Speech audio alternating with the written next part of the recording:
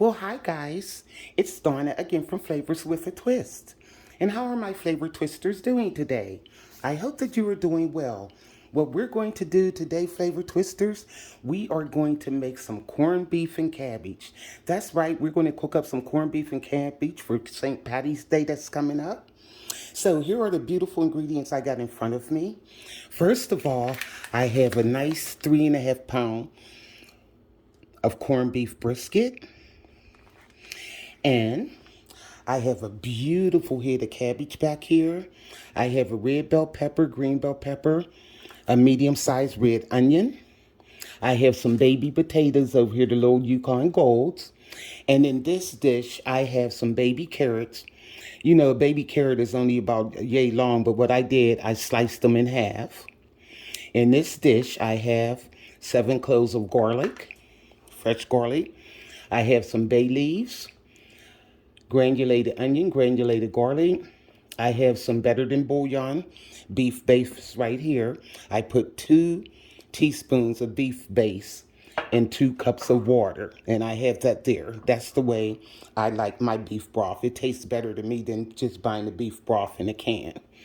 I have some ground black pepper, some red wine vinegar, and I have some stone ground Dijon mustard. And I almost forgot, guys, I have some brown sugar. So these are all the ingredients we're going to need to make our delicious corned beef and cabbage. So what I'm going to do now, we're going to open the corned beef and we're going to wash it off and pat it dry. Be right back. Okay, guys, I opened our corned beef and it comes with a seasoning pack. Let me rinse this off. Okay, set that to the side. Now let's rinse this corned beef off. I always rinse my meat. And what this will do, this will rinse of all of that excess salt and everything. So just rinse it under cool water on all sides. Because you really have to watch, because corned beef can be real salty if you don't watch. Okay, you got to be careful with it. This is a nice piece. And after it cooks, we'll take that slab of fat off of there also. Okay. Rinse it off real good. Now what I'm going to do is pat this dry. I have a mat over here. And I'm going to pat the corned beef dry. Let me rinse this thing out. Now I'll get hot water. And I'll clean it out real good. Okay, guys, our corned beef has been patted dry and it's in a casserole dish. Now, what I'm going to do, I'm going to take that stone ground mustard and I'm going to put some on the corned beef. And we're going to rub it all over. Here we go. You most definitely want to use gloves for this. You don't have to, but you know me, I don't like getting my hands too gritty there. Put a little bit more. Come on, mustard. Okay, now we're going to flip them over. And we're going to do the other side. Okay. And like I said, once the corned beef cooks, we'll take the fat off. Because this corned beef is going to be baked. I've been baking corned beef for years. I mean, it's good when you boil it also, but I like mine baked. I mean, everybody have their own preference, and this is the way I like to do mine. Okay. Now, we got the mustard all in. Now, let me get rid of these gloves. Okay. Now, what I'm going to do is take the seasoning packet and sprinkle that over the corned beef. Okay. Just like so. Good like that. Now, that brown sugar, I'm going to take some of that and just crumble it over. Give it a nice little sweet candy taste. This is really good, guys. And then we'll prepare our cabbage. I'm going to put this corned beef in the oven at 350. I already got my oven preheated. And I'm going to let it go for like 2 hours. And while that's going on, right before it's done, we'll prepare our cabbage. And we'll slice the corned beef and then we'll combine them. And that's just the way I like mine's done, you know, and you'll see the end result. Now, what you do, that beef broth I had, take that and just pour it down in the dish.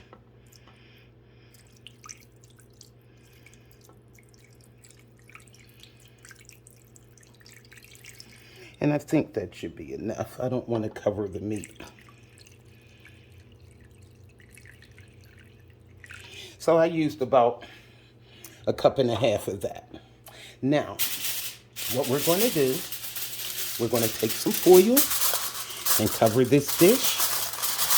And like I said, I've got the oven set for 350. It's already preheated. And we're going to let this baby bake. See you then, guys, and we'll get our cabbage started. Well, hi, guys. Our corned beef is out the oven, and I left it in there exactly 2 hours and 45 minutes. Now, what we're going to do now is get this layer of fat off of this corned beef. Okay, we're almost done here. Here we go. Get that off of there, and look at how nice and juicy that corned beef is, guys. Now, what I'm going to do is slice it across the grain. And we're going to make some nice slices. And we're going to put it on our cabbage. Look at this, guys. Yum. It's nice and tender. There we go. Yum. I cannot wait to eat this. So I'm going to finish slicing this up. And we're going to layer it over our cabbage. Okay, guys. Now I'm preparing the cabbage for corned beef and cabbage. And I'm just going to slice it like this. Okay, get in there. Cabbage is so hard to cut sometimes. Okay. Now, look at this, guys.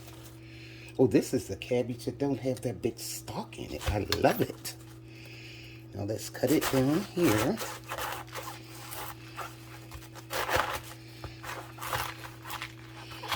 Okay, it's in there, but it's not real big. Now you take it and cut the cabbage stalk out. Toss that to the side. And what we're going to do with the cabbage, we're just going to cut it like this. Okay. It doesn't have to be any certain way. And I have my strainer here. This is what I'll rinse it off real good in. Now let's cut the other stalk out of here. There we go. Those things are hard and you don't really want to eat those. They're bitter. Okay, and just put it there. Cut it. One thing about cabbage, no matter how you cut it, it's going to shrink up anyway, so you can just do it like that. And I'll just cut it like that. Okay. Now I'm going to get the other one done, guys. And we're going to get these babies all rinsed off and let them drain. And I'm preparing the rest of my vegetables. I cut up my green bell pepper and red bell pepper.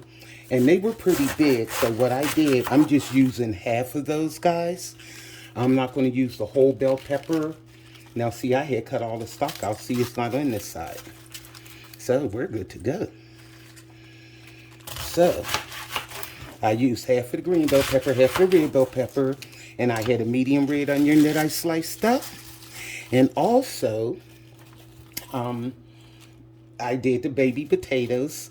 I just washed those off real good, and I cut them in half. And believe me, guys, those potatoes, you ought to try those. They bake up stuff. Well, not bake up, but just cook up, period. They cook up so creamy. So now, I'm going to get this cabbage prepared, get it all washed off. I'm going to have to bring my other colander because this is a lot of cabbage. Then, we'll start preparing our cabbage.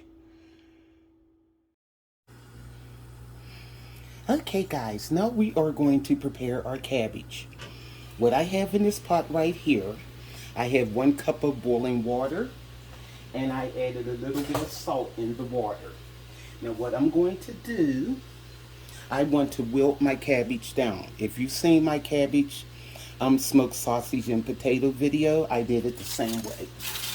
So, look how beautiful this cabbage is. It's nice and crispy. And I just want it to wilt. I'm not cooking it. So, let me get the rest of it. That's only part of it. I had this stuff in 2 colanders. That's how much cabbage it was. It was a big head of cabbage. So now, we're going to put this in here and let it wilt down. And while it's wilting, we'll prepare our other ingredients. Look at all this cabbage. See, people do not realize this is a nice method to use.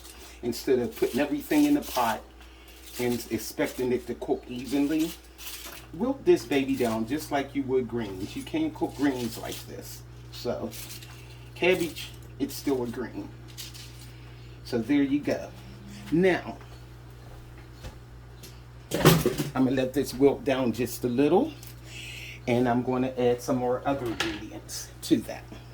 Now while that's wilting, what I'm going to do here, I have my Dutch oven. Okay, let me turn the fire on there. Now, I have my Dutch oven here. And in this dish, I have 7 slices of bacon that I cut. And I'm going to put them in the Dutch oven. I cut the bacon like in 3 pieces, like going down each side.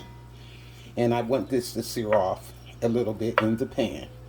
And then we'll add the rest of our goodies. Okay guys.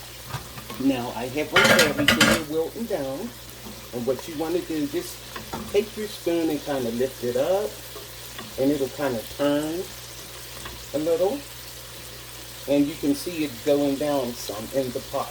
It's starting to wilt, and that's what you want. Now, I'm going to show you something. When I did my cabbage smoked sausage and potato video, one of my lovely subscribers asked me, well, I'm concerned about my potatoes being done. I said, well, let me tell you what you can do. If you're concerned about your potatoes being done, take your potatoes and put them in the pot with your cabbage while it's wilting down. So that'll give it a head start cooking.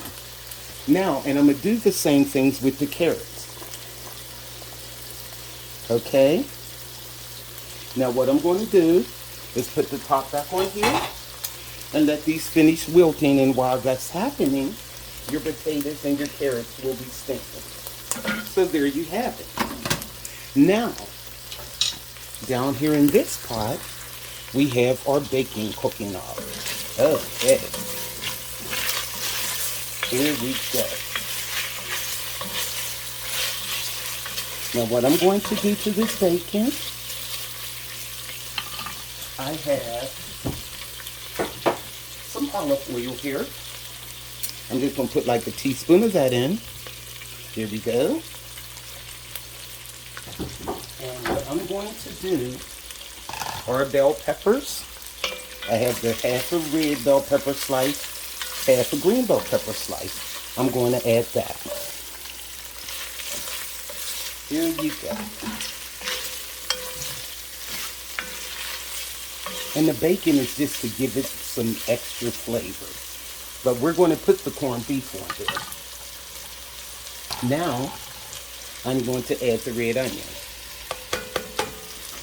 And I am also going to add those 7 cloves of garlic that I chopped. And I minced them really well. Okay. So let's get our veggies cooking. Soon them onions and peppers hit that pan, you can smell them. Okay. And let those cook off. Now also, I had some bay leaves. And I'm going to take one bay leaf. And I'm going to take this bay leaf. And I'm going to put it over here while our cabbage and our carrots and potatoes are wilting down. Okay? Just so the flavor can get in here. Push it down in there. Alright. This is how I like to do my corned beef and cabbage. And I'm telling you guys, these extra steps here makes a world of difference. Okay. Now let's get this sauteed off. And we'll add the rest of our ingredients, our cabbage, when it's wilted down. Because I want it to all fit in this pot. That cabbage wouldn't have fit in this pot with all of this other stuff. So, like I said, I wanted to cook evenly. So, let me get this sauteed off and get our cabbage wilted, and I'll be right back. Okay, guys, what we're going to do now, we are going to add our cabbage to the other vegetables we have. Okay. Well, our cabbage, potatoes, and carrots. Okay. Here we go. I'm trying to see the best way to do this, but there is no better way. It's a lot of stuff in here. Okay, doesn't that look great, guys? Yum. Here we go. And look at the potatoes and stuff. So by the time this cabbage gets finished cooking, it's going to be great. And I'm going to take that bay leaf out also. Okay. And see how it's going? I mean, it looks great. Because like I said, you have to wilt this stuff. I mean, especially if you're making a big pot, you know, a whole head of cabbage for your family. A half a head is not going to cut it. Because like I said, it just wilts down. Let me put that bay leaf on the side so I won't have to look for it as much. And you see the baby potatoes and the carrots. And they have already started steaming because they was in the pot with the cabbage. So, my friendly subscriber, you do not have to worry. And you know what is something about these little Yukon potatoes, these little baby potatoes? They cook up so tender, they just melt in your mouth like butter. That's how good they are. So, now, we're going to finish getting the rest of this stuff out of the pot, and we're going to put our other ingredients in. Okay, guys, I'm just going to remove this bay leaf, and I am going to start adding the rest of our ingredients. Now, I have a teaspoon of granulated onion powder. I have a teaspoon of granulated garlic powder. And what I have 2 tablespoons of seasoning salt. And I'm just going to probably add half of that right now. Okay. Now, I'm going to get this all mixed up. Look at this, guys. Isn't it beautiful? We're getting our cabbage ready for the star of the show, our corned beef. That's what we're doing. Okay. Now, on top of this, I'm going to add some pure ground black pepper. Grate some pepper over here. Got to have that pepper. Oh, yeah. Here I go get my workout again. Okay. And what I like about this, you can see it. So, you can see exactly how much you're adding. And like I said, guys, just season to taste. Okay. Now, also, what I'm going to do, you know it, here it comes. I am going to add some butter. Now, I have a stick of butter here. And I'm going to probably add all of it except for maybe a quarter of it. I'm going for it, guys. I'm putting the whole stick in. There we go. Can't have too much butter. And let this just cook down in there. But I don't want it to cook too much. I want to put the corned beef on so that can steam on top of this also. Now, what we're going to do, I have a tablespoon of sugar here. Oh yeah, you got to add some sugar. You got all this salt and stuff. And it won't make the cabbage sweet, but it'll flavor it so good. Look at that, guys. You can see that bacon. And that bacon is going to give it such flavor too, with the addition of the corned beef. Here we go. So let this cook, let that butter melt in there. And also, guys, I have 2 tablespoons of red wine vinegar. I love my red wine. Put that in there just for an extra twang.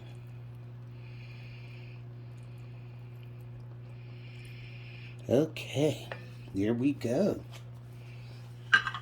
And like I said, we're going to let this simmer. I'm going to let this simmer for about 5 minutes. And we're going to get ready for the star of our show, which is the corned beef. Okay, guys, we're back at our cabbage. Now, what I'm going to do is take the other tablespoon of seasoning salt and put it in there. Okay. Mix that around. And guess what else I have? We took the corned beef out. And you know that nice broth that was in the pan with the corned beef? I got a cup of that here, but I'm going to add like a half a cup of that broth in there. So you'll have all that nice corned beef flavor. All right, there we go. Looking good, guys. So now what I'm going to do, I'm going to add the corned beef. I have our slices here. And I'm going to add slices of corned beef all over this. Look at that, guys. Yum. And we're going to put the lid on this and let this simmer for about 15-20 minutes. And it will be ready to eat. And I mean to tell you guys, this corned beef is nice and tender. It's delicious. Okay. Let's get it all on there. And like I said, I'm going to put the lid on this and let it steam, let it simmer, and we'll be good to go. Then we'll blend it in, which I can blend it right now, and just let it go. And then your corned beef and cabbage dinner will be ready.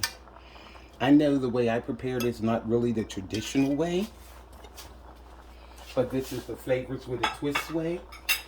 And that's why I call it flavors with a twist, because it has so much more flavor in it than just throwing carrots and potatoes and cabbage in a pot with the corned beef.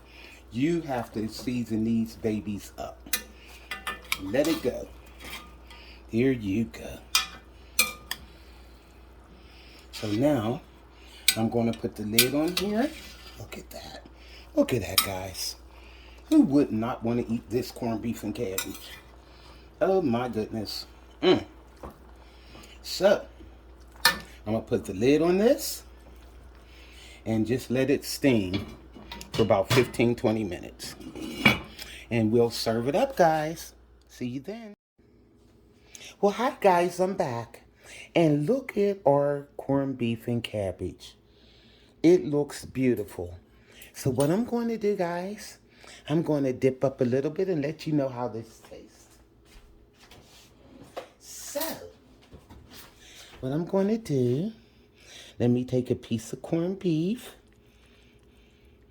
Look at that, guys. Then we have our potatoes.